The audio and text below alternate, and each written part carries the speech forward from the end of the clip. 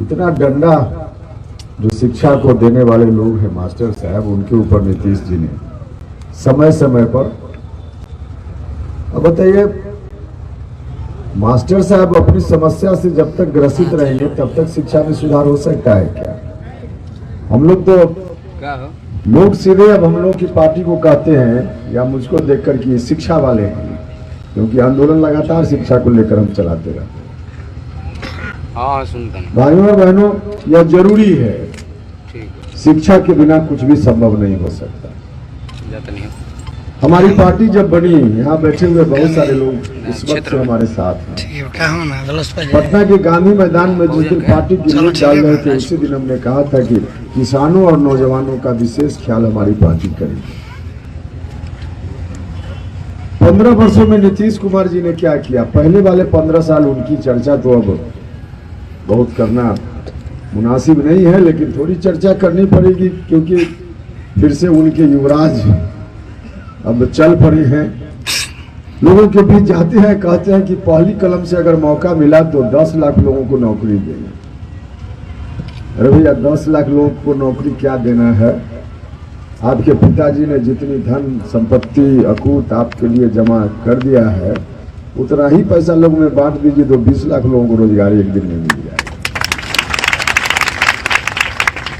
बर्बाद तो कर दिया था बिहार को। अब नीतीश कुमार जी आए तो लगा कि कुछ होगा, लेकिन दर्द होता है। 15 साल इनका किया। हम लोग भी तब नीतीश जी के साथ घूम रहे थे। क्या हुआ सब लोगों के सामने? 15 वर्षों में नीतीश जी ने किसानों की किसानी और नौजवानों की जवानी को बर्बाद कर दिया। देखिए, बिहार में अगर ठीक से इंतजाम किया जाए तो यहाँ के मजदूरों को, नौजवानों को कहीं बाहर जाना ही नहीं पड़ेगा अपना पेट पालने के लिए। खासकर बड़ा काम करने के लिए लोग जाते हैं, जाएं दूसरे प्रांत में, क्या विदेश भी जाए कोई बात नहीं, लेकिन अपना पेट पालने के लिए लोग बाहर जाते हैं। यह स्थिति ठीक नहीं है। यहाँ अगर व्यवस्था ठीक से की जाए तो हर चीज का इंतजाम यहाँ हो सकता है। शुरुआती वर्ष में जब नीतीश कुमार जी मुख्यमंत्री बने तो बहुत नौटंकी भी हुआ। कहां कहां जाकर मीटिंग की, निवेशकों को बुलाएंगे, उद्योगपति बाहर से आएंगे, यहां निवेश करेंगे पैसा। देखिए, कहने से कोई निवेशक बाहर से नहीं आ सकता है, उसको प्रोत्साहन देना पड़ेगा, उसके लिए इंतजाम देना पड़ेगा। वरना कोई भी पैसा लगाने वाला आदमी, उसको गुजरात में ज्यादा सहूलियत मिलेगी तो गुजरात में जाकर फैक्ट्री खोलेगा। और है, बिहार से बाहर कहीं भी चले जाइए, जहां कल कारखाना, बड़ी बड़ी फैक्ट्रियां लगी हुई हैं, आपको मिल जाएंगे लोग। वहां उस फैक्ट्री के मालिक भी बहुत सारे बिहार के मिल जाएंगे। मालिक, पैसा बिहार का, मालिक बिहार के, इसलिए पैसा उनका। जो रॉ मटेरियल, जिन चीजों की जरूरत फैक्ट्री में होती है, रॉ मटेरियल, वह भी बिहार से जाता है। काम करने वाले मजदूर भी बिहार के, और जिन चीजों का उत्पादन होता है उसकी खपत भी फिर बिहार में। अब वही फैक्ट्री जो बाहर में सारा टैक्स वहां की सरकार को इन्वेस्टर देते हैं, जबकि पैसा बिहार का, मालिक बिहार के, रॉ मटेरियल बिहार का, काम करने वाले मजदूर सब बिहार के, और उसमें जो प्रोडक्शन होता है, जो चीज बनती है, वह भी बिहार में बिकता है। तो क्या उस तरह की फैक्ट्री बिहार में नहीं लग सकती? निश्चित रूप से बिहार में लग सकती है, निश्चित रूप से लग सकती है। बिहार में अगर इस तरह का इंतजाम हो तो किसानों की समस्याओं का भी हल हो जाएगा और नौजवानों को रोजगार भी मिल जाएगा। किसानी और जवानी दोनों को बचाया जा सकता है। किसान भाई, यहाँ अधिकांश लोग किसान भाई बैठे हुए, कई बार ऐसी स्थिति आती है। टमाटर की खेती की, किसी साल फसल बहुत अच्छी हो गई, इतना उत्पादन टमाटर का हो गया कि इतना सस्ता टमाटर बिकने लगता है खेत से निकालने के लिए मजदूरी पर जितना पैसा खर्च करना है उतना भी टमाटर से आमदनी नहीं हो पाती। लोग छोड़ देते हैं कई बार खेत में। अगर छोटी छोटी फैक्ट्री, छोटा छोटा उद्योग लग जाए उस इलाके में जहां टमाटर को लेकर नहीं जा सकती हो, तो किसानों के द्वारा जिन फसलों का उत्पादन होता है सस्ते दर पर बेचने के लिए लोग मजबूर होते हैं, उसकी बिक्री भी ठीक से हो जाएगी, किसानों को अपनी फसल का उचित मूल्य भी मिल जाएगा, और जिन चीजों का उत्पादन होगा तो उत्पादन करने में जो मजदूर लगेंगे, नौजवान लगेंगे, बिहार के लोग, उनको रोजगार भी मिल जाएगा। हमारी सरकार बनेगी। अभी एक नहीं अनेक उदाहरण है। नीतीश जी के समय में इन्वेस्टर लोग आए, 2 महीना 3 महीना तक पटना की सड़कों पर चक्कर लगाकर चले गए, मंत्री तक उनसे मिलने की जरूरत नहीं उठा। हमारी सरकार बनेगी, सिंगल विंडो सिस्टम हम लाएंगे। कोई बिहार का उद्योगपति हो, पैसा वाला हो या बाहर का, अगर हमारे यहाँ फैक्ट्री खोलना चाहे तो उसको एक बिजली का कनेक्शन भी लेना हो, लाइसेंस कुछ भी लेना हो, एक जगह अप्लाई करेगा और राज्य की सरकार सर्च करके उसको देगी। जिन चीजों का उत्पादन होगा हम नियम बनाएंगे कि सरकारी महकमा में, विभाग में उन चीजों की खरीदगी सबसे पहले होगी। सरकार कोई भी दूसरा सामान बाहर से तब खरीदेगी जब उस फैक्ट्री के उत्पादन से पूरा नहीं हो पाएगा। पहले उस फैक्ट्री में जो उत्पादन होगा हम उसको पहले खरीदने का काम करेंगे, तब जाकर फैक्ट्री चलेगी। इस तरह की सुविधाएं देंगे तो क्यों नहीं यहाँ फैक्ट्री खोलेगी। नीतीश जी कहते हैं कि हमारे यहाँ जमीन नहीं है। भैया, बड़ा उद्योग लगाने के लिए ठीक है कि जमीन का अभाव हो सकता है, लेकिन छोटा छोटा तो हम लगा ही सकते हैं। बिहार का कोई जिला ऐसा नहीं जहां हम छोटा उद्योग के लिए नहीं कर सकते, निश्चित रूप से कर सकते। करने की अगर नियत हो, इच्छा शक्ति मजबूत हो, तो उद्योग की स्थापना भी होगी और नौजवानों को रोजगार भी होगा, मिलेगा। और ऐसी व्यवस्था यदि आपने ताकत दी तो हम निश्चित रूप से करने का काम करें। जमीन देने की बात जब शुरू होती है, हम भारत सरकार में शिक्षा विभाग के मंत्री थे। आज भी लगभग 2 दर्जन केंद्रीय विद्यालय बिहार में पुराना चल रहा है, जिसके पास अपनी जमीन नहीं है। टेम्परेरी बिल्डिंग में कहीं स्कूल चल रहा है, जिसमें आपके बक्सर का भी केंद्रीय विद्यालय है।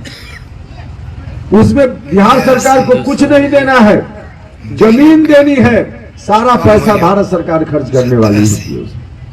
हमने बहुत कोशिश की मंत्री रहते हुए, कई जगह जमीन स्थानीय अधिकारियों ने चिन्हित भी किया, लेकिन राज्य सरकार को एक एनओसी देना है, जिसके चलते राज्य सरकार नहीं दे पाई। और बिहार में सब जगह केंद्रीय विद्यालय, जो इतना अच्छा विद्यालय होता है, बिहार में चलने वाला केंद्रीय विद्यालय भी दम तोड़ रहा है।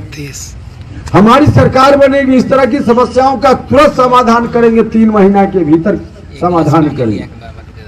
और इतना ही नहीं करेंगे, नवोदय विद्यालय जो भारत की सरकार चलाती है, गरीब घर के बच्चे पढ़ते हैं, उसमें फ्री एजुकेशन है, रहना, खाना, पढ़ना, कपड़ा, सब किताब सब फ्री।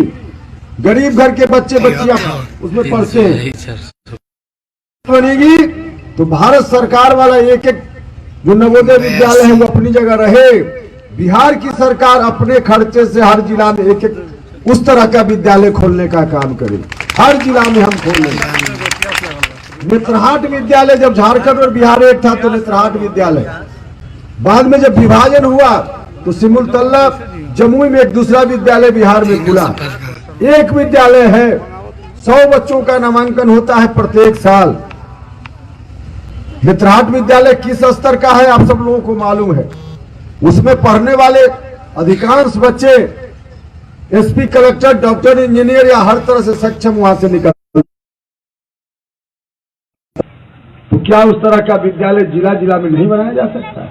निश्चित रूप से बनाया जा सकता है। पहले जिला स्कूल हुआ करता था, हम लोग जब विद्यार्थी थे उस समय या उसके पहले। हमारी सरकार आएगी तो बिहार के अनेक हिस्सों में, जिसमें शाहबाद का इलाका भी है, हम सभी हिस्सों में एक एक नेत्रहाट के तर्ज पर उस तरह का विद्यालय बनाने का काम करेंगे जिसमें गरीब बच्चों के लिए फ्री पढ़ाई और हर तरह की सुविधा उसमें दे। बहुत कुछ किया जा सकता है, शिक्षा को लेकर, अस्पताल को लेकर भी किया जा सकता है। आज गरीब लोग जब बीमार पड़ते हैं बिहार में कोई इलाज का इंतजाम नहीं, पैसा नहीं, प्राइवेट में कैसे इलाज कराएंगे? बनारस चले जाते हैं। बहुत लोग बड़ी बीमारी होती है दिल्ली जाते हैं, वहां जाकर जब हम मंत्री से कहते थे एम्स में इलाज करा दीजिए। भाई और बहनों, एम्स भी कोई प्राइवेट अस्पताल नहीं है, सरकारी अस्पताल है। जब दिल्ली का सरकारी अस्पताल अच्छा हो सकता है तो बिहार का सरकारी अस्पताल अच्छा क्यों नहीं हो सकता? सब कुछ हो सकता है। बिहार के नौजवान मजदूर लोग जाकर दूसरे प्रांत में पेट पालने के लिए घूमते रहते हैं, लेकिन वहां के बच्चे बिहार नहीं आते। आंध्रा, महाराष्ट्र, देश के दूसरे राज्यों के बच्चों को, नौजवानों को यदि वहां की धरती पर रोजी रोटी रोजगार मिल सकता है तो बिहार के हमारे बच्चों को, नौजवानों को यहाँ की मिट्टी में क्यों नहीं रोजगार मिल सकता? निश्चित रूप से मिल सकता है, लेकिन करने की इच्छा शक्ति होनी चाहिए। हम आपसे हाथ जोड़कर प्रार्थना करने आए, वक्त का अभाव है। 15 साल आपने उनको दिया, कहाँ चला गया बिहार आपको मालूम है। 15 साल इनको भी दिया, क्या हुआ बिहार में आपको मालूम है। कभी आपने उनको वोट दिया, कभी उनको वोट दिया, उनके कारण वोट दिया या इनके कारण वोट दिया। इस बार महज 5 साल के लिए आप अपने कारण वोट डालने का काम कीजिए, अपने बाल बच्चों के कारण वोट डालने का काम कीजिए। आप सब लोगों से आग्रह है, चौसा और बक्सर के भाई और बहनों, यदि 15 साल आप बड़े भाई को दे सकते हैं जो बिल्कुल निकम्मा निकले, 15 साल मझले भाई को दे सकते हैं जो उसी रास्ते पर चले गए, तो 5 साल छोटा भाई उपेंद्र कुशवाहा को भी देने की कृपा कीजिए। आपके हाथ जोड़कर प्रार्थना करेंगे। है आपसे कहने के लिए, हमारा जो गठबंधन है, इस गठबंधन में हम अब अकेले नहीं हैं। कोशिश तो हुई, चाहे नीतीश कुमार जी हो या दूसरे लोग, सब लोगों ने मिलकर चाहा कि राजनीति में उपेंद्र कुशवाहा को बर्बाद कर दे। कोशिश तो बहुत हुई, पार्टी को तोड़ने का काम हुआ, क्या क्या नहीं हुआ। लेकिन अब चिंता की बात नहीं है, जो जो उन लोगों ने कोशिश की, उपेंद्र कुशवाहा का झंडा और ऊपर ऊंचा होता गया, क्योंकि आपकी कृपा है। और आपकी कृपा का परिणाम है कि उपेंद्र कुशवाहा अकेले नहीं, बहन मायावती जी का भी आशीर्वाद मुझको प्राप्त है, ओवैसी साहब का सानिध्य प्राप्त है, राजभर साहब तो बैठ करके आप देख ही रहे हैं कि हम सब लोगों के साथ मजबूती से। और सम्राट अशोक के समय, चंद्रगुप्त मौर्य के समय जिस तरह की शासन व्यवस्था थी, हिंदुस्तान पूरी दुनिया में सबसे श्रेष्ठ देश राष्ट्र के रूप में जाना जाता था। फिर से वही खोई हुई प्रतिष्ठा इस बिहार की लौटाने का काम हम करेंगे। नेशनल दस्तक की आपसे गुजारिश है कि अगर इसको बचाना चाहते हैं तो नेशनल दस्तक को सब्सक्राइब करने के लिए रेड कलर के सब्सक्राइब बटन को दबाएं, फिर बेल आइकन की घंटी दबाएं। नेशनल दस्तक को बचाने के लिए बहुत जरूरी है कि हर खबर को शेयर करें, लाइक करें, कमेंट जरूर करें।